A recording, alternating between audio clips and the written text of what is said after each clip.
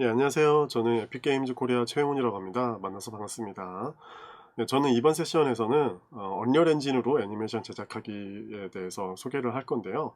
네, 세션에 들어가기 앞서 그 채팅창에 보시면 Q&A 링크가 올라가고 있는 걸 보실 수가 있어요. 그래서 그쪽 Q&A 링크에서 제가 진행하고 있는 세션에 대해서 궁금한 사항들이 있으시면 그쪽에다 질문을 해주시면 되고요.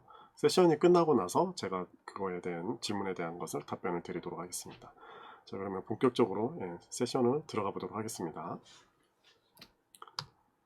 자, 지금 보고 계시고 있는 것은 목차인데요. 이번 세션은 조인트 세션이어서 지금 보고 계시는 것처럼 애니메이션, 그 샘플 애니메이션 보여드리는 거하고 그 다음에 배경, 그 다음에 카오스까지는 제가 진행을 하고요. 그 다음에 캐릭터부터 시퀀서 출력 이쪽 뒤쪽 부분은 저희 권호찬님께서 진행을 해주실 거예요. 네, 그래서 그런 걸 알아두시면 좋을 것 같고요. 먼저 개요에 대해서 좀 살펴볼 건데요. 네, 저희가 이번 세션에서 보여드리는 거는 이제 언리얼 엔진에서 애니메이션 어떤 식으로 만드는지에 대해서 이제 소개를 드리는 건데요. 이걸 왜 진행하느냐?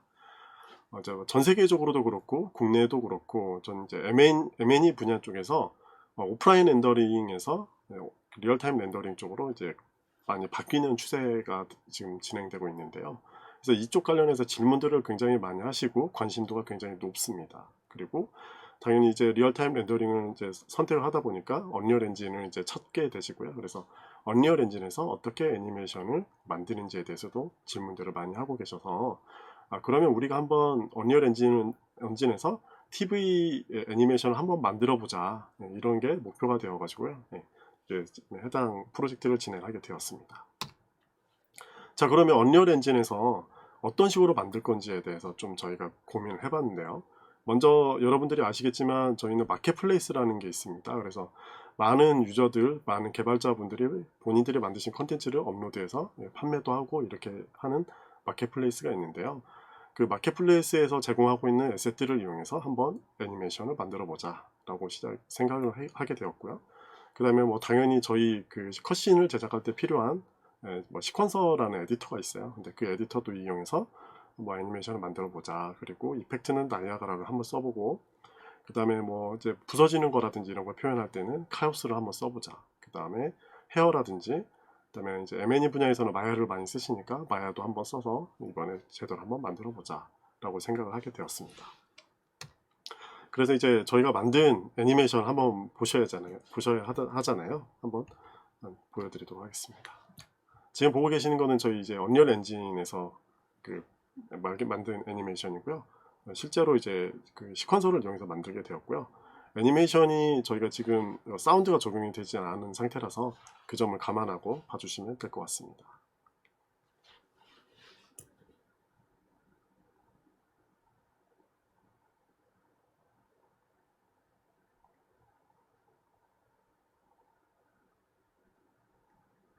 네. 지금 보시면 뭐 그 오크가 이렇게 막 마법사하고 싸우는 장면이 나오는데 이제 콘티부터 시작해서 저희가 애니메이션 설정이라든지 그 다음에 배경 이런 세팅이라든지 라이트 세팅이라든지 이런 것들은 다 저희가 진행을 했고요. 네, 보시는 것처럼 네, 폭발 이펙트도 나오고 네, 네, 이런 식으로 간단하게 짧은 에피소드를 한번 만들어 봤습니다. 그래서 언리얼 엔진에서는 이런 식으로 애니메이션을 만들 수 있다라는 걸 보여드리기 위해서 해당 프로젝트를 진행을 하게 되었고요. 그 앞에서 설명을 드렸지만 저희는 마켓플레이스라는 게 있는데 이 마켓플레이스에서 방금 보여드린 애니메이션의 에셋들을 사용을 했는데 아까 폭발하는 장면에서 나왔던 이펙트가 있는데요. 이거는 뭐 익스플로전 메가팩이라는 것을 사용을 했고요. 그 다음에 배경은 정글 베이스 인바이러먼트라는 그 컨텐츠를 사용을 했습니다. 그리고 캐릭터는 RPG 몬스터 웨이브 PBR이라는 이런 컨텐츠를 사용을 했고요. 이거를 이용해서 제작을 했고 마켓플레이스를 얘기를 드렸는데 저희 마켓플레이스에는 장점이 하나 있습니다. 이게 뭐냐면 많은 개발자분들이 올려주신 컨텐츠들 중에서 개발자분들이 다른 이제 그 마켓플레이스를 이용하시는 개발자분들한테 필요한 컨텐츠들을 이렇게 추려가지고 매월 이렇게 무료 컨텐츠를 제공을 하고 있습니다. 그래서 보시는 것처럼 괜찮은 퀄리티가 높은 컨텐츠를 매월 한 번씩 이렇게 선정을 해가지고 제공을 하고 있고요.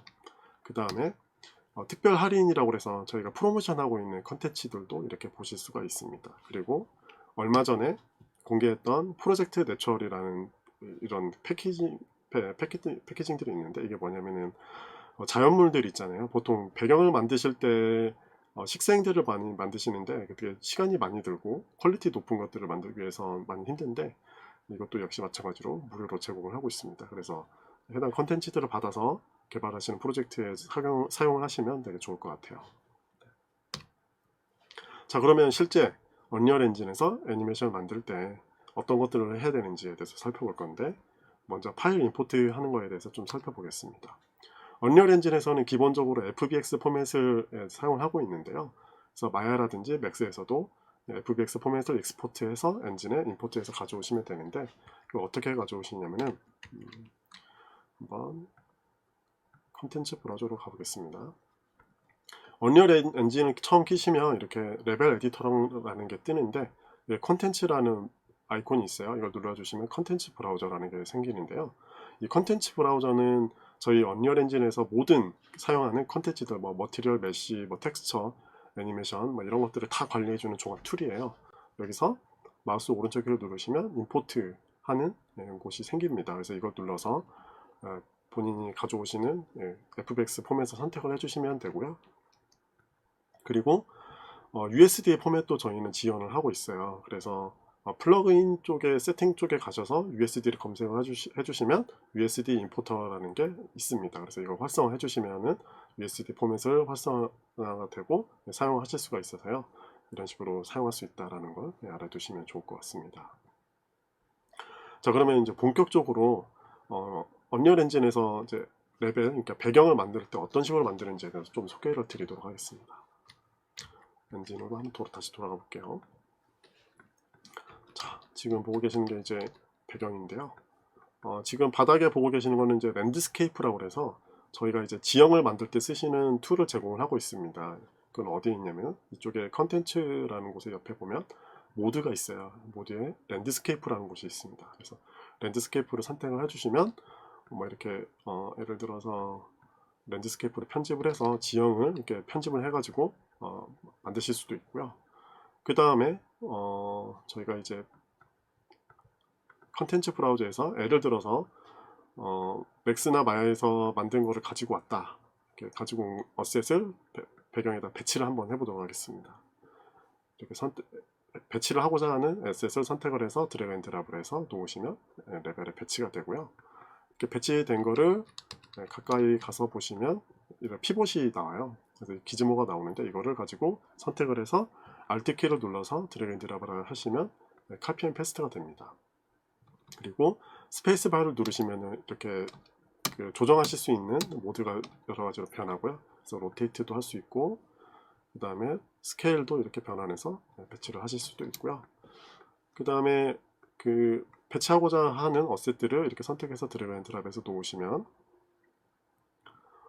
예를 들어서 하늘에 이렇게 궁 떠 있는 경우도 생기는데, 이럴 때는 키보드 엔드키를 누르시면 바닥에 스냅핑이 돼서 이렇게 배치되는 걸 보실 수가 있어요. 이런 것들도 제공을 하고 있고요. 그리고 뭐 이런 것들도 같이 한번 이렇게 배치를 해볼까요? 이렇게 배치도 하고, 그 다음에 뭐 드럼통 같은 것도 한번 놔보고, 이런 식으로 간단하게 배치를 해보도록 하겠습니다. 자, 이렇게 이제 건물이라든지 이런 것들 배치가 끝났다면 저희 언리얼 엔진에서 제공하고 있는 기능 중에서 폴리지라는 툴이 있습니다. 이게 뭐냐면은 폴리지 모드에서 가보시면 폴리지가 있고요. 폴리지를 선택을 하시면 이 폴리지 툴을 이용해서 뭐 식생이라든지 그 다음에 뭐 자연물이라든지 그 다음에 프랍들 같은 것도 쉽게 배치를 하실 수가 있는데, 이 폴리지에 보시면 이렇게 페인트 툴이 있어요. 여기 페인트 툴에서 본인이 원하고자 하는 어셋을 선택을 해서 드래그 앤 드랍해서 폴리지라는 것을 다시 폴리지 타입이라는 걸 추가를 하실 수가 있습니다. 그래서 예를 들어 추가를 했다고 하고 배치하고자 하는 어셋들을 이렇게 선택을 해서 체크를 해주시면 브러쉬가 이렇게 활성화되는 걸 보실 수가 있어요. 그래서 드래그 앤 드랍을 하시면 이렇게 배치가 되는 걸 보실 수가 있습니다. 아주 편리하게 배치가 되는데요. 근데 보시면 이제 이런 오브젝트들에도 배치가 돼 버리는데 이렇게 되면 안 되잖아요. 그래서 이걸 어떻게 하시느냐, 여기 위에 이게 아이콘에 보시면 필터라는 게 있어요. 그래서 지금 현재 이 메시들은 스태틱 메시라고 부르는데요. BSP라든지 스태틱 메시를 빼고 그냥 랜드스케이프에만 배치가 되게 해라 라고 옵션을 체크를 하시고 배치를 하시면 건물을 이렇게 선택을 그 건물 위에다 그리셔도 배경에만 랜드스케이프에만 이렇게 바닥에만 그려지는 걸 보실 수가 있습니다. 자, 이런 식으로 하시면 아주 손쉽게 배경을 만드실 수가 있어요. 그래서 이렇게 배치하는 것까지 좀 알아봤고요. 그 다음에 저희 언리얼 엔진에서 하실 수 있는 라이트 세팅을 어떤 식으로 하는지 간단하게 좀 보여드릴 건데요. 자, 이렇게 이쪽으로 가볼게요. 모드 플레이스 액터라는 곳에 가보시면은 라이트라는 곳이 있어요. 그래서 라이트를 선택을 해보시면 라이트 언리얼 엔진에서 사용하실 수 있는 라이트들이 종류가 여러 가지가 있습니다. 그 중에서 디렉셔널 라이트라는 게 있어요. 얘가 뭐냐면은 실제 세상에는 태양이 있잖아요. 태양광을 표현하실 때 사용하는 라이트예요. 그래서 이 디렉셔널 라이트를 배치를 하시고 이렇게 로테이션을 해보시면 그림자를 어떤 식으로 표현하실지, 빛을 어떤 식으로 표현하실지 이렇게 세팅하실 수가 있고요. 빛의 밝기라든지 이런 것들은 여기 디테일 패널에 가보시면 이렇게 조절하실 수가 있어요. 이걸 이용해서 조절하실 수가 있고, 마찬가지로 컬러도 이렇게 조절하실 수가 있고요. 그리고 포인트 라이트라든지 마야나 맥스에서처럼 똑같이 그런 라이트들이 비슷하게 제공을 하고 있어서 아마 쓰시는데 그렇게 어렵지는 않을 거예요. 비슷하게 이렇게 제공을 하고 있어요. 크기라든지 볼륨이라든지 이렇게 크기가 이렇게 보실 수가 있거든요. 얘도 마찬가지로 밝기라든지 이런 것도 다 조절하실 수가 있고요. 그리고 스카이라이트를 이용해서 그 어두운 부분이라든지 그 다음에 HDR 라이트라든지 이런 것들을 사용하실 수가 있는데요. 보시면 한번 해볼까요? 네, 밝아지는 거 보실 수가 있죠. 어두운 부분은 너무 밝은데 1, 2, 이런 식으로 바꾸면 약간 어두운 부분을 이렇게 보정을 해주실 수가 있습니다. 그래서 스카이라이트라는 걸 이용해서 이런 것들을 표현하실 수가 있고요. 그 다음에 이제 포스트 프로세스 이펙트라고 해서 이쪽에 가보시면 볼륨이라는 곳이 있는데요. 볼륨에 가보시면 포스트 프로세스 볼륨이라는 게 있습니다. 이 포스트 프로세스 볼륨이라는 거를 드래그 앤 드랍을 해보시면 볼륨이 배치가 되는데 이게 뭐냐면은 후처리 할 때 쓰는 거예요. 보통 이제 오프라인 렌더러 쪽에서는 렌더링을 다 하고 나서 그 렌더링 된 소스를 가지고 나중에 편집 툴을 가져가지고 후처리를 하시잖아요. 근데 저희는 이제 리얼타임 렌더링이다 보니까 이 리얼타임 렌더링 안에서 모든 걸 다 해결을 해야 돼요. 그래서 포스트 프로세스 볼륨이라는 걸 이용해서 그런 것들을 후처리를 하고요. 이 볼륨을 이렇게 배경에다 배치를 하시고 쭉 이렇게 디테일 패널에서 이쪽에 내려가 보시면 언바운드라는 것이 기능이 있는데 얘를 체크를 해주시면 전체 월드에 다 적용이 되는 거예요. 그래서 어떤 효과들을 처리를 할 수 있는지 좀 살펴볼게요. 먼저 블룸이라든지 이런 것들을 한번 선택해서 넣어볼까요? 이렇게 넣으시면 약간 좀 뽀샤시한 느낌을 이렇게 표현하실 수 있어요. 그쵸? 여기에다가 조금 더 내려가서 노출 쪽에 가보시면 노출 값을 이용해서 좀 더 이렇게 밝고 화사한 느낌의 분위기를 만드실 수도 있습니다. 너무 화사한데 조금 줄여볼까요? 한 이 정도. 이런 것도 하실 수가 있고요. 그 다음에 이쪽으로 내려가서 뭘 볼까요? 이미지 이펙트 같은 거 봐볼까요? 보시면 영상 쪽에서 많이 쓰시는 건데 비네트 같은 거를 이용해서 이렇게 보정 같은 걸 해주실 수도 있고 그레인 같은 것도 넣어주실 수가 있고요. 이렇게 약간 지글거리긴 하지만 이런 것도 적용해 주실 수 있고요. 그 다음에 조금 밑으로 내려가 보시면 컬러 그레이딩이라고 해서 약간 이 컬러 그레이딩 값들도 컨트롤 하실 수가 있어요. 그래서 세츄레이션 값이라든지 이런 것들도 조절하실 수가 있고요. 톤 다운도 하실 수도 있고 이런 것도 하실 수가 있고요. 그 다음에 좀 밑에 내려가 보시면 중요한 부분이 있는데 렌더링 피처스라고 해서 보통 보면은 그 영상 쪽에서는 오클루전 값을 패스 렌더링을 해서 따로 빼가지고 합치거나 그렇게 편집을 해서 쓰시는데 저희는 이게 실시간으로 처리가 돼요. 그래서 이 앰비언트 오클루전 값이 없으면 약간 이렇게 밋밋하게 이렇게 보이시는데 얘도 조정을 해주시면 레이디어 값을 조정해 주시면 이음새 부분이라든지 이런 것들 오클루전 값을 조금 더 넣어서 배경을 좀 더 사실적으로 이렇게 표현하실 수가 있습니다. 그리고 뭐 저희는 레이트레이싱 또 기능을 제공을 하고 있어서 사실적인 빛 효과라든지 이런 것들을 사용하실 수도 있고요. 그런 것도 또 제공을 하고 있으니까 참고해 주시면 좋을 것 같습니다. 그래서 이런 후처리까지 다 이렇게 한 번에 언리얼 엔진 에디터에서 다 사용하실 수 있다라는 거 알아두시면 좋을 것 같습니다.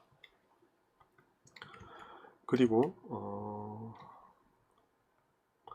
저희 부서지는 거죠. 부서지는 거 표현할 때 이제 카오스라는 걸 보통 사용을 하는데 지금 보시는 것처럼 이렇게 폭발해서 부서지는 것들을 보실 수가 있는데요.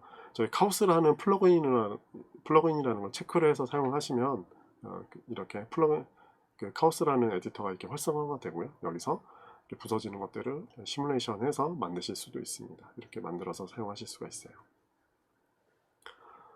네, 그렇습니다. 제가 준비한 건 여기까지고요. 그 이후에 이제 캐릭터라든지 이쪽은 권호찬님께서 이어서 진행을 해주시겠습니다. 안녕하세요. 에픽게임즈 코리아 권호찬입니다. 반갑습니다. 시작하기에 앞서 알려드릴 것이 있는데요. 세션을 들으시면서 궁금한 점이 생기시면 채팅창에 알려드리고 있는 Q&A 페이지로 가셔서 질문을 올려주세요. 세션이 끝난 후에 최영훈님과 제가 올려주신 질문들에 대해서 답변 드리도록 하겠습니다. 그럼 세션을 진행하도록 하겠습니다. 이전 시간에 이어서 애니메이션용 캐릭터를 작업할 때 필요한 언리얼 엔진의 기능들을 몇 가지 알아볼 텐데요. 우선 알렘빅 포맷의 지원을 이야기 드리겠습니다. 리얼타임 분야와 달리 애니메이션 분야에서는 클로스나 헤어 같은 리얼타임으로 처리하기 힘든 시뮬레이션들을 사용하는 경우가 많은데요. 이런 데이터를 저장하기 위해서 애니메이션 분야에서는 알렘빅이라는 포맷을 사용하고 있습니다. 언리얼 엔진도 이미 수년 전부터 알렘빅 포맷을 정식으로 지원하고 있는데요. 덕분에 복잡한 시뮬레이션으로 제작된 버텍스 애니메이션들도 엔진에서 리얼타임으로 구동할 수 있게 되었습니다. 또 언리얼 엔진에는 새로운 리얼타임 헤어를 지원하고 있습니다. 리얼타임 헤어지만 스트랜드 기반으로 만들어져서 마야의 엑스젠을 사용한 작업 공정을 그대로 이용할 수 있습니다. 작업 방식뿐만이 아니라 헤어의 움직임이나 재질의 퀄리티 또한 오프라인 렌더링 방식에 전혀 뒤지지 않을 정도이기 때문에 앞으로도 애니메이션이나 영상 쪽에서 많이 사용되리라고 생각됩니다. 캐릭터를 화면에 그리기 위해서는요, 머티리얼이 필요한데요. 물리 기반 머티리얼은 재질이 실제로 현실에서의 그 재질이 어떻게 반응하는지를 흉내내서 가상 환경에서도 똑같이 반응할 수 있도록 해주는 기능입니다. 이러한 물리 기반 머티리얼을 사용하면 높은 퀄리티를 낼 수 있고요. 높은 퀄리티만큼이나 중요한 수백 수천 개의 재질들을 균일한 퀄리티를 유지시킬 수 있습니다. 애니메이션 제작 공정에서 이 물리 기반 머티리얼과 쉐이딩을 도입해야 되는 이유인데요. 애니메이션 프로젝트에서는 높은 퀄리티만큼이나 중요한 것이 바로 프로젝트 전반에서 재질들의 안정적인 퀄리티죠. 언리얼 엔진 4는 처음 개발될 때부터 물리 기반 쉐이딩을 도입하여 설계되었기 때문에 프로젝트의 재질들의 퀄리티를 향상시킬 수 있고 또 균일하게 유지할 수 있게 도와줍니다. 또한 언리얼 엔진의 머티리얼 에디터는 마야와 유사한 노드 기반을 사용하는데요. 덕분에 마야에서 머티리얼 작업을 해보신 분이라면 쉽게 적응할 수 있습니다. 애니메이션 작업에서도 언리얼 엔진은 DCC2를 도와줄 수 있는 몇 가지 기능들을 제공하는데요. 그중 첫 번째는 바로 라이브 링크입니다. 실시간으로 언리얼과 마야의 뷰포트를 동기화시켜주는 기능인데요. 동기화시켜주는 데이터로는 이미지에서 보시듯이 캐릭터 키 애니메이션, 블렌드 쉐입 데이터, 그리고 카메라 등이 있습니다. 라이브 링크를 이용하면 애니메이션 작업 중에도 언제든 실시간으로 최종 결과물의 퀄리티를 보면서 여러분들의 작업을 확인하고 수정할 수 있게 됩니다. 매번 애니메이션을 임포트 익스포트하는 불편한 과정 없이 말이죠. 두 번째는 테이크 레코더입니다. 언리얼 엔진 내에서 캐릭터와 다양한 액터들의 움직임이나 애니메이션을 녹화하는 툴인데요. 원래 목적인 애니메이션 리뷰에도 유용하지만 더 나아가서 방금 전에 말씀드린 라이브 링크나 혹은 실시간 모션 캡처 데이터들을 받았을 때 그것들을 바로 엔진에서 녹화할 수 있게 됩니다. 이를 통해서 키 애니메이션 작업 없이도 실시간 모션 캡처 데이터로 다양한 캐릭터의 애니메이션을 바로 만들어낼 수 있게 됩니다. 마지막은 컨트롤 릭이라는 툴인데요. 블루프린트를 이용해서 절차적 애니메이션을 제어하는 기능을 합니다. 애니메이션 작업에서 이 툴이 쓰일 용도는요, 바로 언리얼 엔진에서 키 애니메이션 데이터를 직접 만들어낼 수 있다는 것이죠. 이렇게 만든 키 애니메이션을 단순히 재생할 수도 있지만 기존의 애니메이션과 조합하여서 새로운 절차적 애니메이션을 만들어낼 수도 있습니다. 즉 간단한 애니메이션의 수정 정도는 이제 마야로 넘기지 않고 언리얼 엔진 내에서 바로 처리할 수 있게 되는 거죠. 애니메이션에 실제 사용한 캐릭터를 한번 둘러보고요. 그리고 얼렘빅 익스포트와 엔진 임포트 그리고 머티리얼 적용 등을 한번 시연해 보도록 하겠습니다. 자, 우선 마야를 켜보겠습니다. 마야를 켜고 엔진에 사용된 프로젝트를 파일을 하나 열어보겠습니다. 예, 파일 오픈하시고 바탕화면에 있는 여기 캐릭터에서 메이지 스킨을 열어보도록 하겠습니다. 자, 보시면은 마켓에서 받은 캐릭터인데요. 게임용 로우 폴리곤 캐릭터라서 보시면은 애니메이션에서 바로 사용하기엔 조금 무리가 있습니다. 그래서 이 캐릭터에 대해서 몇 가지 수정을 하였는데요. 우선 첫 번째로는 이렇게 폴리곤을 늘려주고요. 리깅을 새로 잡고 디테일을 추가했습니다. 두 번째로는 보시면 아시겠지만 이 망토가 한 덩이로 되어 있어서 이게 자연스러운 옷감의 움직임을 나타낼 수가 없는데요. 그래서 망토를 이렇게 하이 폴리곤으로 두께를 가진 메쉬로 새로 뽑아주고요. 그리고 이 망토에다가 마야의 앵클로스 시뮬레이션을 이용해서 자연스러운 움직임을 주기로 하였습니다. 그리고 마지막으로 이 수영 같은 경우에 마야의 엑스젠을 이용해서 만들었는데요. 나중에 언리얼에서 헤어를 통해서 임포트 하도록 하겠습니다. 이전 세션에서 최영훈님과 함께 FBX 익스포트 임포트는 해보셨을 텐데요. 이번에는 이 애니메이션 캐시가 저장된 하이폴리곤 메쉬를 알렘빅 포맷으로 익스포트 해보도록 하겠습니다. 익스포트 방법은 간단합니다. 메쉬를 선택하시고요. 마야의 모델링 모드가 되어 있는지 확인하신 다음에 위쪽에 있는 캐시, 알렘빅 캐시, 익스포트 셀렉션 투 알렘빅을 눌러줍니다. 그러면 이렇게 알렘빅 익스포트 창이 뜨는데요. 오른쪽에서 원하는 이 녹화되길 원하는 구간을 설정하시고요. 0에서 100으로 되어 있는데 한 60만 해놓겠습니다. 그리고 밑에 보시면 어드밴스드 옵션이 있는데요. 여기서 UV 라이트랑 라이트 페이스 셋 이 두 옵션을 반드시 체크를 활성화하셔야 됩니다. 그리고 난 뒤에 적당한 이름을 대시고요. 저는 메이지 언더바 클로스라고 하겠습니다. 그리고 익스포트 하시면 됩니다. 자, 이렇게 익스포트 하시면은 프레임이 변하면서 알렘빅 포맷으로 저장하고 있는데요. 저는 이번 프로젝트에서 캐릭터는 FBX를 통해서 익스포트하고 이런 시뮬레이션 데이터들은 알렘빅으로, 헤어도 알렘빅으로 익스포트 했는데요. 만약에 애니메이션 스튜디오에서 만드는 캐릭터라고 한다면요, 이렇게 하시지 말고 통째로 그냥 알렘빅으로 익스포트 하셔도 됩니다. 자, 익스포트가 완료된 것 같으니까 이제 엔진으로 넘어가 보겠습니다. 엔진을 켜시고 파일을 임포트하기 위해서는 적당한 폴더를 하나 만드시고요. 저는 폴더를 만드는 방법은 이 컨텐츠 브라우저 빈 공간에서 오른 버튼 클릭하시고 새 폴더를 누르시면 됩니다. 저는 이름을 테스트 에셋이라고 하겠습니다. 테스트 에셋이라고 하고 여기에서 필요한 데이터를 임포트하기 위해서는 컨텐츠 브라우저의 왼쪽 위에 있는 임포트를 누르시면 됩니다. 임포트 누르시고 방금 전에 익스포트 했던 메이지 언더바 클로스 언더바 알렘빅 파일을 열어보도록 하겠습니다.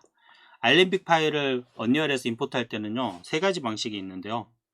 만약에 알렘빅 파일에 버텍스 구조가 바뀌거나 혹은 버텍스가 없어지거나 생성되거나 하는 애니메이션이 아닌 경우에는 스켈레탈 메쉬 방식을 이용하는 것이 가장 효율적입니다.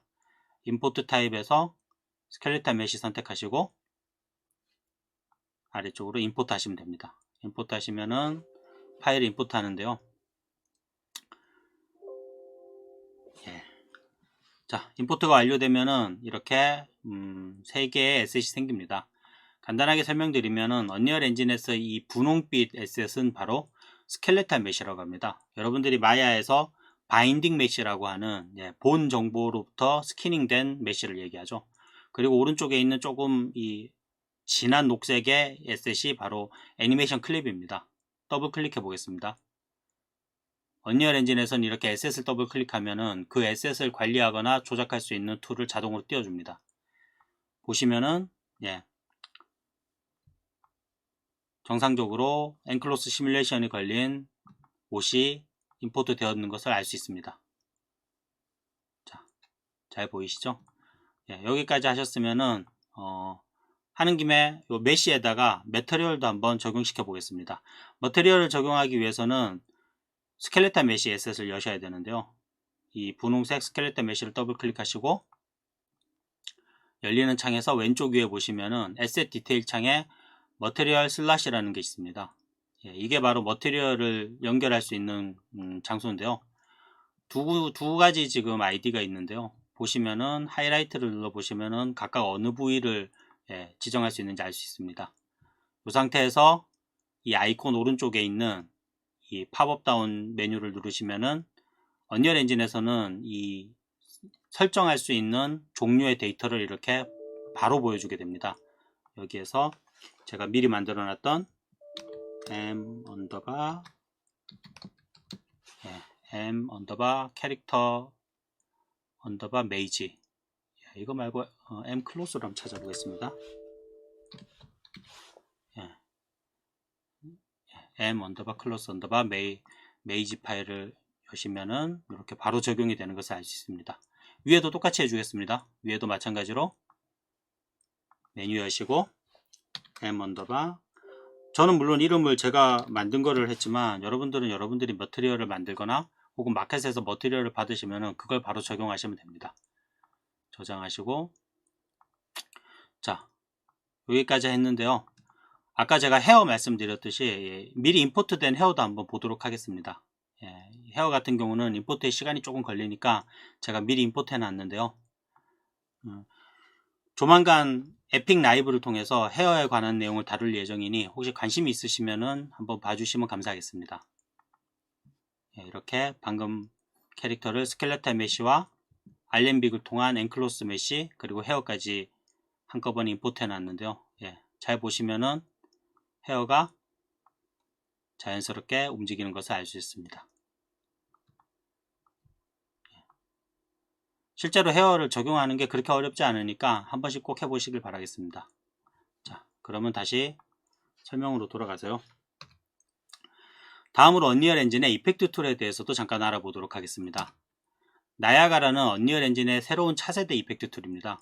가장 큰 특징은 바로 프로그래머블 VFX라는 점인데요. 만약에 새로운 기능이나 연출이 필요하다면은 그게 어떤 것이든 간에 비주얼 스크립팅을 통해서 직접 창조해낼 수 있습니다. 그야말로 못 만드는 이펙트가 없어졌다고 할 수 있는데요. 또한 기존의 CPU 파티클 연산을 최적화하고 동시에 GPU 파티클을 전면적으로 도입하여서 리얼타임이라고 생각할 수 없을 정도의 퀄리티와 퍼포먼스를 보여주고 있습니다.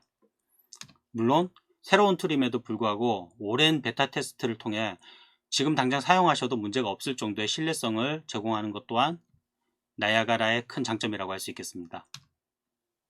지금부터는 이번 세션의 하이라이트 시퀀서에 대해서 알아보도록 하겠습니다. 우선 시퀀서에 대해서 간단히 소개하고 시연을 통해 실제로 애니메이션을 간단하게 만들어 볼 건데요. 시퀀서는 간단히 말하면 시네마틱 영상이나 애니메이션을 제작하고 편집하는 툴입니다. 일반적인 애니메이션 제작 공정에서는 마야로 영상을 만드시고 그리고 영상 편집 툴에서 그 영상들을 가지고 편집하는데요. 언리얼 엔진에서는 시퀀서를 이용해서 일괄적으로 작업이 가능합니다. 또한 보시면 아시겠지만 기본적인 UX가 타임라인 기반의 보통의 영상 편집들과 굉장히 유사한데요. 누구든 쉽게 적응할 수 있다는 얘기입니다. 자, 그러면 시퀀서를 이용해서 간단한 영상을 한번 만들어 보도록 하겠습니다. 엔진으로 다시 돌아가서요.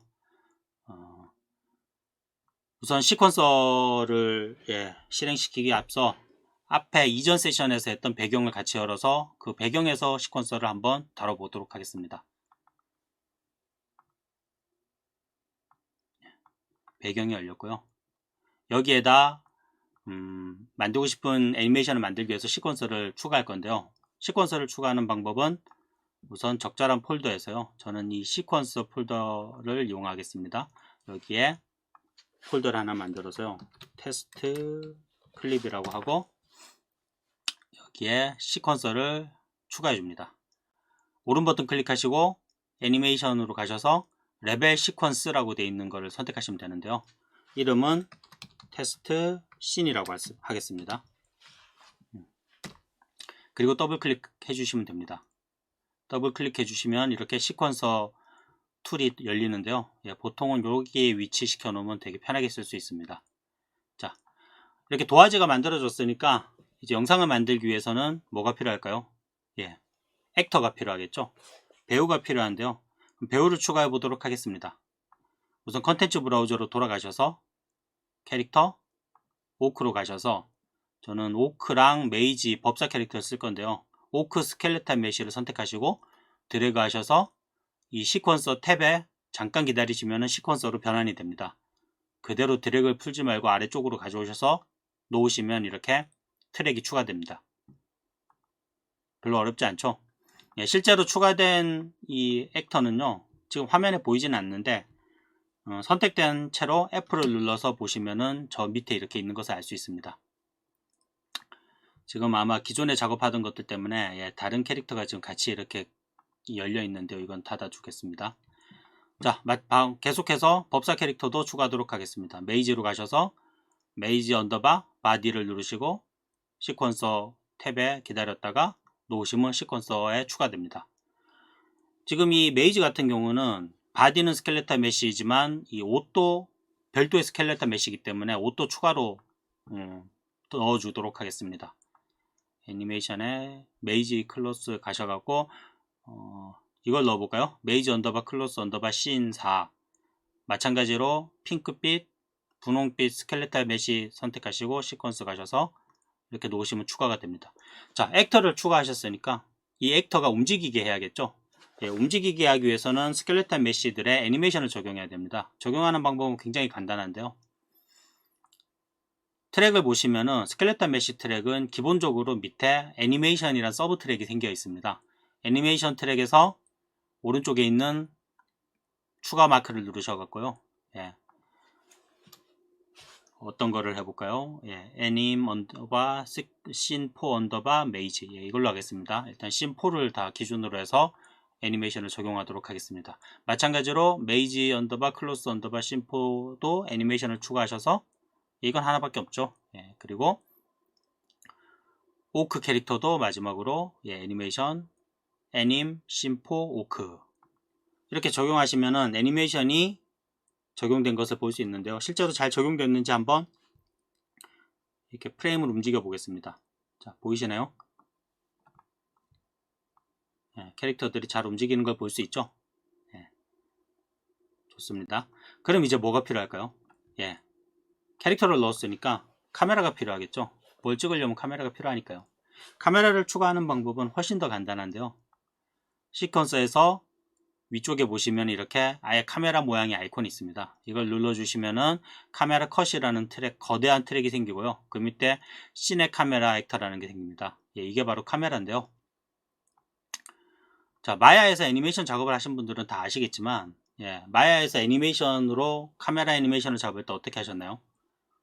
뷰포트를 카메라 뷰포트로 바꾼 다음에 뷰포트를 보면서 카메라 구도를 정하고 키를 입력하고 그리고 또 프레임을 옮겨서 똑같은 행동을 반복하셨죠. 언리얼에서도 기본적으로 마찬가지입니다. 카메라 선택된 채로 카메라 트랙 오른쪽에 보면 조그만 아이콘이 하얗게 활성화되어 있는데요. 이 아이콘이 활성화되어 있다는 말은 현재 뷰포트가 카메라 뷰포트라는 얘기입니다. 여기 파일럿 활성화라고 되어 있죠.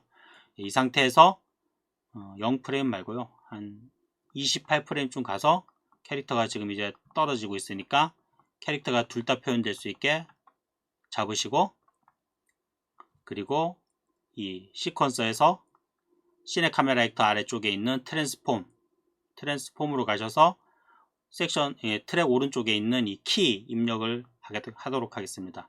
키를 주기 위해서는요, 요 화살표 사이에 있는 이 동그라미를 누르시면 되는데요. 그러면은 트랜스폼 키가 적용이 된 것을 알 수 있습니다. 프레임을 조금 옮겨서요.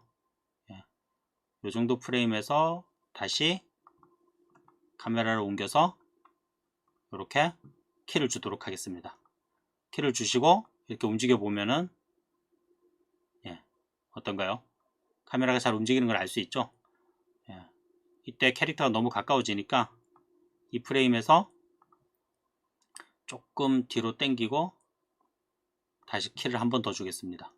이렇게 하면은 일반 마야에서 여러분들이 카메라 애니메이션 잡듯이 애니메이션을 잡을 수 있습니다. 이게 일단 가장 많이 쓰는 방식이고요. 그리고 오늘 다루진 않겠지만 언리얼에서는 이런 방식도 제공합니다. 시네마틱 모드 가셔서 카메라 크레인과 카메라 릭을 추가할 수 있는데요. 카메라 릭과 카메라 크레인을 끌어놓으면요. 이건 여러분들이 보통 실제 촬영 현장에서 많이 쓰는 크레인과 레일인데요. 언리얼 엔진에서 이런 방식을 도입하는 이유는 그냥 있어 보이려고 도입하는 게 아니고요. 실제로 영상 쪽에서 저 크레인을 트래킹해서 정밀한 움직임과 각도 등을 이렇게 데이터로 저장한 다음에 언리얼 엔진에서 다시 재현할 수 있기 때문에 이런 기능들을 제공하는 겁니다. 요거는 나중에 기회가 되면 한번 다뤄보고요. 예, 지금 잠깐 로딩이 걸려 있는데요. 이것도 지워주도록 하겠습니다. 사실 이렇게 직접 키를 주는 방식이 제일 좋긴 한데요. 당장은 애니메이션 쪽에서 가장 많이 쓰일 방법은 마야에서 애니메이션 잡은 다음에 FBX로 넘겨오는 방법이겠죠. 그 방법을 한번 써보도록 하겠습니다. 시네 카메라 액터를 잡으시고 오른 버튼을 클릭하시면요. 이렇게 임포트라는 메뉴가 있습니다. 임포트 누르시고 여러분들이 마야에서 저장한 카메라 애니메이션을요. 저는 여기에 있는데요. 심포 언더바 카메라 애니메이션을 열기를 하시면은 이렇게 팝업 창이 뜨고 매치 바이 네임 온 이것만 꺼주시고요. 임포트 하시면은 이렇게 카메라 애니메이션이 그대로 들어옵니다. 지금은 카메라에 키가 없어서 그냥 안 들어왔지만 만약에 마야에서 여러분들이 포커스 거리나 혹은 FOV 같은 것들을 조절하시면요. 그것들도 그대로 키로 자동으로 들어오게 됩니다. 실제로 잘 들어왔는지 한번 봐야겠죠. 이렇게 움직이시면은 카메라가 복잡하게 움직이는 걸 볼 수 있고요. 또 아까 말씀드렸듯이 카메라 선택하시고 트랙 오른쪽에 있는 요 조그만 화살표 아이콘을 누르신 다음에 움직여 보시면은 카메라가 제대로 잘 도는 것을 확인할 수 있습니다. 보이시나요? 좋습니다.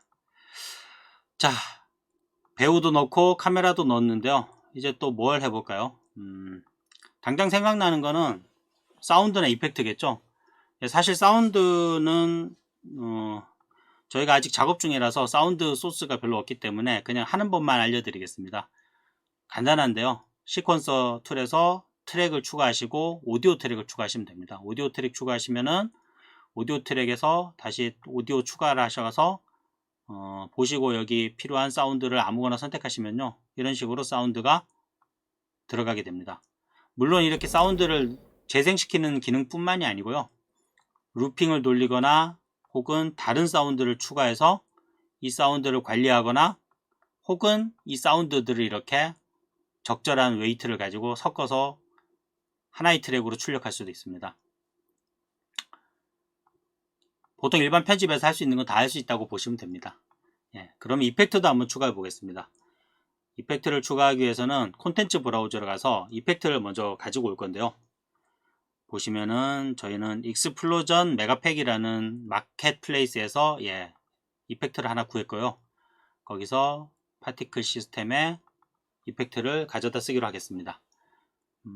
익스플로전 언더바 라지 이름이 저를 끌어당기는데요.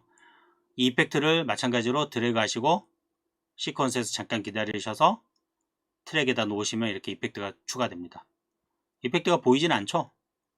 이 이펙트 트랙이 추가된 거고요. 이 이펙트를 활성화시키기 위해서는 여러분들이 키를 줘야 되는데요. 한번 줘보도록 하겠습니다. 이펙트를 추가한 뒤에 이펙트 오른쪽에 트랙이란 이 트랙 추가를 누르시고요. 여기 보시면은 파티클 토글 트랙이라는 게 있습니다. 파티클 토글 트랙을 누르시면은 파티클 시스템이 추가되는데요. 여기 보시면은 액티브, 디액티브, 트리거 세 가지가 있습니다. 뭘 의미하냐면요. 액티브, 디액티브는 보통 이펙트가 시간을 가지고 루핑되는 그런 이펙트를 제어할 때 씁니다. 하지만 폭발 같은 경우는 필요할 때 한순간 폭발하는 거죠. 이런 경우엔 트리거를 쓰면 됩니다. 자, 트리거로 선택하시고 이펙트가 터졌으면 하는 시점까지 프레임을 옮겨줍니다. 언제 이펙트를 터뜨릴까요? 아무래도 망치로 찍을 때가 좋겠죠. 이렇게 망치로 찍을 때 망치로 찍을 때 트리거 오른쪽에 있는 키를 추가하겠습니다. 자, 실제로 플레이가 되는지 한번 보겠습니다. 예, 플레이가 안 되는 것 같은데 사실 되는 거고, 예, 다른 데서 되는 거죠. 그렇기 때문에 이번에는 어떻게 하셔야 되냐면요, 예, 이렇게 가서 원하는 프레임에 이 파티클의 위치를 옮겨줘야 됩니다. 어디로 옮겨야 되냐면 망치로 옮겨야겠죠. 예, 이렇게 망치 위치로 옮기신 다음에 다시 플레이 해 보겠습니다. 플레이를 하시면은, 예, 오, 그럴듯하죠. 예, 저희가 설정된 카메라에서 한번 보도록 하겠습니다. 예, 별거 아닌 망치질이, 예, 토르의 해머가 되어버렸는데요. 자, 여기까지 했고요. 팁 하나 더 추가하고 시퀀서 영상 만들기 우선, 예, 시연을 마치도록 하겠습니다. 팁은요, 지금 이렇게 영상을 만드셨는데 문제가 있죠. 어떤 문제가 있냐면은, 사실 지금 이 캐릭터들은 다 이렇게 정렬이 되어 있는 상태입니다. 예, 정렬이 되어 있는 상태인데 문제가 뭐냐면요, 이 배경이 지금 000에 정렬이 안 돼 있어서, 예, 얘들을 다 원하는 위치까지 옮겨야 됩니다. 원하는 위치가 딱 고정돼 있으면 한 번에 옮기면은 또 괜찮은데, 그것도 아니고 사실 옮겨보고 또 위치가 안 맞거나 하면은 또 돌리면서 맞춰봐야겠죠. 그런 과정에서 이 별도의 시퀀서에 포함된 액터들을 일일이 컨트롤하는 건 너무 어렵습니다. 그래서 이제 저는 보통 이 방식을 쓰는데요. 어떤 방식을 쓰냐면요, 레벨의 기준이 될 만한, 예, 액터를 하나 추가하겠습니다. 기본에 가셔서 구체 누르시고요, 구체 땡겨서 구체의 위치를 똑같이 000으로 정렬해 주겠습니다. 정렬해 주시고 이 구체 이름을 알기 쉽게 애니메이션 루트라고 하겠습니다. 예, 루트라고 하시고, 애니메이션 루트가 하나 더 있는 모양인데요. 예, 더 있는 건 지우도록 하겠습니다. 아마 다른 데 쓰는 루트를 가져온 것 같은데요. 헛갈릴 수 있으니까 이름을 좀 바꾸겠습니다. 애니메이션 루트 2라고 하겠습니다. 예, 루트 2라고 하고, 이제 어떻게 하시냐면요, 시퀀서 가셔서 이 구성 요소들을 다 저 애니메이션 루트 2 구체에다가 어태치 시키는 겁니다. 그렇게 하면 나중에 저 구체만 움직여도 이 시퀀스 전체가 따라서 움직이게 됩니다. 해보도록 하겠습니다. 우선 가장 먼저 해야 될 거는 카메라겠죠. 카메라 트랙 선택하시고 트랙 추가하셔서, 요거 하실 때 항상 이 시간 프레임을 0으로 맞춰 주시는 걸 잊지 마시면 좋습니다. 예, 이거 안 그러면 다시 옮겨야 되는 귀찮음이 있거든요. 자, 카메라 선택하시고 트랙 추가하시고 어태치 가시면은 새 바인딩이 있습니다. 새 바인딩 가셔서 방금 추가했던 애니메이션 루트 2가 있죠. 예, 이걸 누르면은 이제 이 카메라는 저 루트 2를 그냥 따라다니게 됩니다. 예, 실제로 카메라가 지금 따라다니는 게 보이시나요? 예, 마찬가지로 나머지 애들도 똑같이 해주도록 하겠습니다. 예, 메이지 바디에도 트랙, 어태치, 새 바인딩, 애니메이션 루트 2, 그 다음에 메이지 클로스에도 어태치, 새 바인딩, 애니메이션 루트 2, 오크도 어태치, 바인딩, 애니메이션 루트 2, 그리고 마지막으로 이펙트도 해줘야겠죠. 이펙트도 어태치, 예, 새 바인딩, 루트 2. 처음만 좀 귀찮은데요. 이렇게 해놓고 나면은 이제 이 애니메이션 루트 2를 선택하셔서, 예, 원하는 위치에 올려다 보도록 하겠습니다. 예. 사실 제일 좋은 거는 배경이 처음부터 000에 맞춰져 있는 게 제일 좋죠. 예. 하지만 뭐 항상 마켓에서 여러분들이 에셋을 구하거나 하면은 그렇게 입맛에 맞지 않는 에셋도 많고요. 그래서 기본적으로 이런 움직이는 방법들을 알고 있으면 좋습니다. 자, 각도도 조절이 가능한데요. 자, 각도도 이쁘게 보이는 형태로 조절해서 카메라를 선택하고 플레이를 해보시면요, 방금 저희가 만든 것들이 이제 배경 위에서 돌아가게 되죠. 어떠신가요? 자, 이렇게 간단한 시퀀서를 만들어 봤는데요. 다음으로 해야 될 시연은 이 시퀀서들을 모아서 편집을 해야 됩니다. 기본적으로 방금 만든 시퀀서는 일종의 렌더링된 작은 애니메이션 클립입니다. 근데 최종 결과물의 애니메이션은 이런 클립들이 모여서, 예, 영상을 만들게 되잖아요. 그거를 해보도록 하겠습니다. 마찬가지로 시퀀서 폴더 가셔서 테스트 클릭 가셔서, 근데 작업은 마찬가지로 시퀀서에서 합니다. 예, 오른 버튼 클릭하시고 애니메이션 레벨 시퀀스 하나 추가하시고요. 이름을 마스터라고 하겠습니다. 예, 마스터라고 하시고 마스터를 열어주도록 하겠습니다. 더블 클릭하시면 똑같은 시퀀스죠. 근데 뭐가 다르냐면요. 이 트랙 추가를 누르셔서 샷 트랙이란 걸 추가하면 됩니다. 샷 트랙을 추가하시면은 이 트랙에 샷을 추가할 수 있는데 이 샷이 바로 방금 전에 저희가 만들었던 테스트 씬. 예. 이렇게 놓으면은 아까하고 비슷한 것 같은데 뭐가 좀 다르죠? 뭐가 다르냐면 아까는 이렇게 구성 요소들을 직접 컨트롤할 수 있었는데요. 이 마스터 시퀀스는 그렇게 하는 게 아니고요.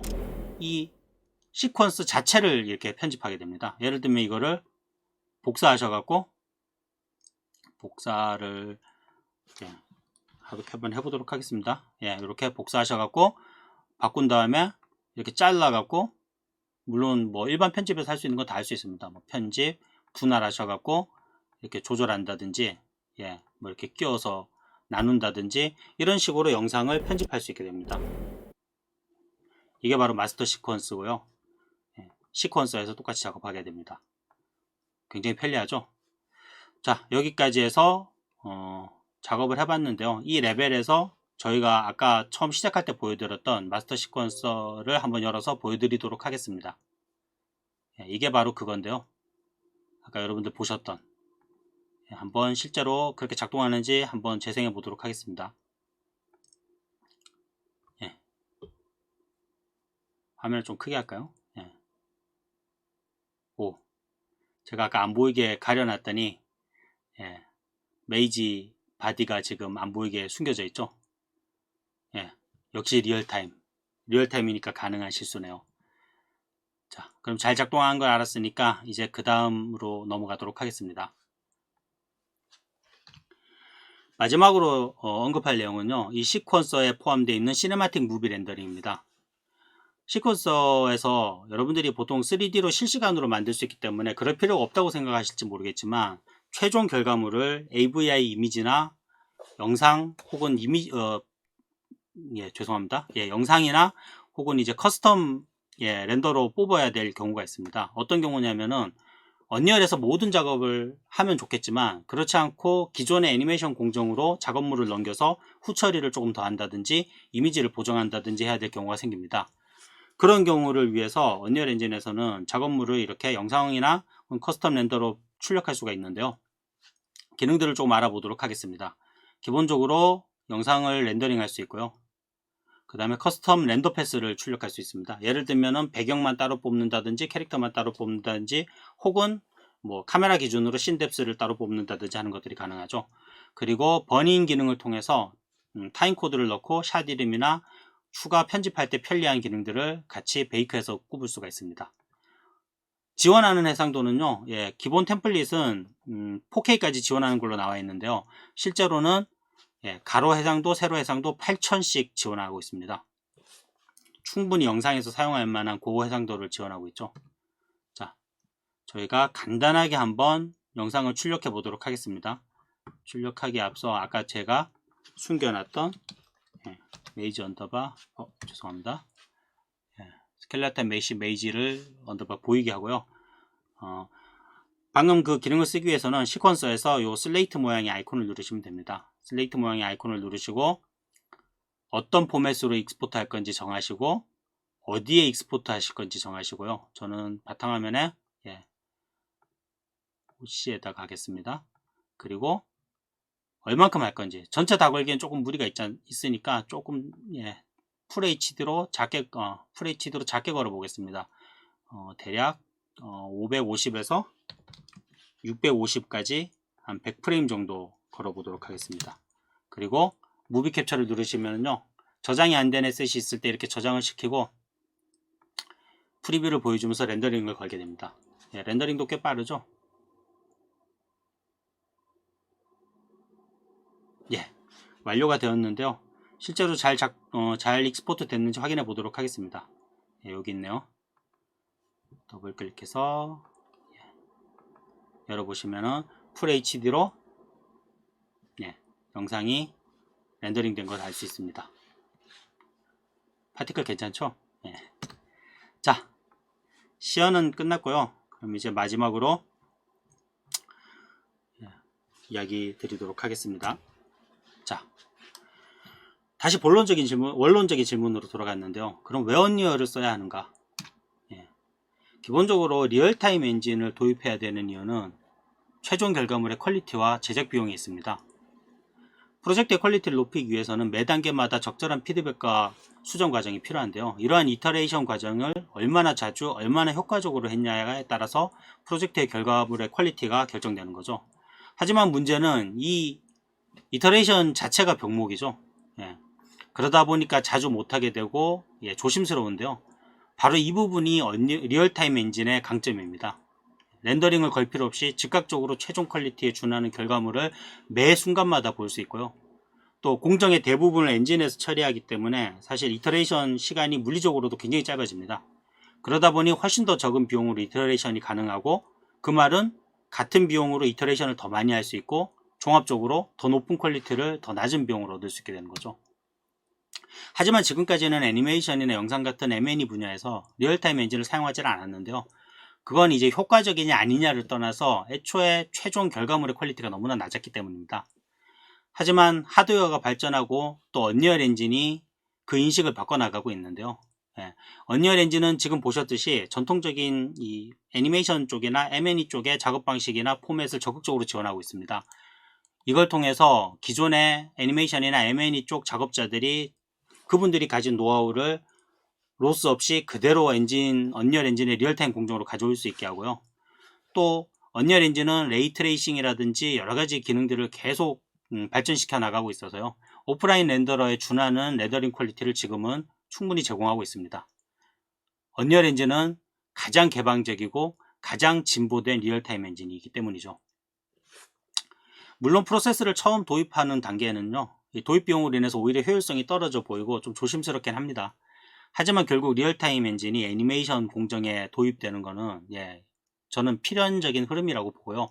이러한 흐름에 미리 대비하는 것이 아티스트로서 스스로의 가치와 경쟁력을 높이는 길이 아닐까 합니다. 마치기 전에 한 가지만 더 말씀드리자면요. 오늘 세션만 가지고 이야기되었던 기능들을 자유롭게 쓰기는 좀 힘드십니다. 소개에 가까우니까요. 실제로 여러분들이 작업을 하시면서 더 자세한 정보가 필요하거나 문제를 해결하실 필요가 있다면 언리얼 엔진 4의 문서 사이트를 이용해 주세요. 기본적인 엔진에 대한 설명뿐만이 아니고 여러분들이 찾고 있는 주제에 대한 이론적 개념, 그리고 실제 쉽게 따라할 수 있는 상세한 튜토리얼까지 제대로 한글화해서 서비스하고 있습니다. 또 언리얼 온라인 러닝 센터도 추천할 만한데요. 각종 주제에 대해서 검증받은 전문가들이 상세한 강의를 제공하고 있고요. 또 교육기관에서 교육자재로 쓰기 쉽게 매 과정마다 적절한 평가 수단을 제공하고 있습니다. 또 아직까지 문서만큼은 아니지만 내부에서는 최선을 다해서 한글화를 하고 있고요. 마지막으로 이전에도 앞으로도 무료로 계속 서비스 될 겁니다. 이것으로 언리얼 엔진으로 애니메이션 만들기 세션을 마치겠습니다. 잠시 후 Q&A 시간을 통해서 올려주신 질문들에 대해서 답변 드릴 시간을 가질 건데요. 끝까지 시청 부탁드리겠습니다. 감사합니다.